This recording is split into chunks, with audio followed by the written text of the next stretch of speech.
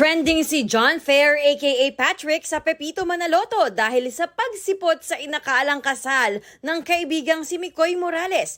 Nagpunta kasi siya sa venue noong January 3 dahil sa akalang ito ang petsa ng kasal sa invitation. Yun pala, deadline yon para sa RSVP o pagkumpirma kung dadalo o hindi sa kasal ni Micoy sa Marso. Nakita ko kagad yung kinakasal.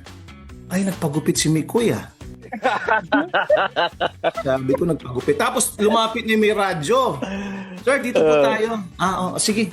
Standout daw ang kanyang barong dahil nakasuot ang mga lalaking guest. Ako lang yung iba yung suot. Nagkaroon na ako ng duda na mali yung napuntahan kong Pero nanindigan pa rin ako na January 3 yung kasal.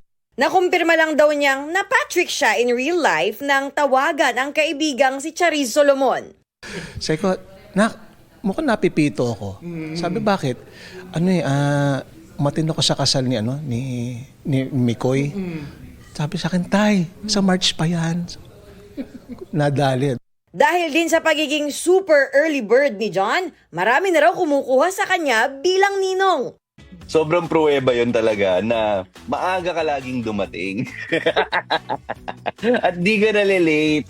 Naway, makarating ako ng eksakto sa oras sa iyong kasal, ha? Athena Imperial nagbabalita para sa GMA Integrated News.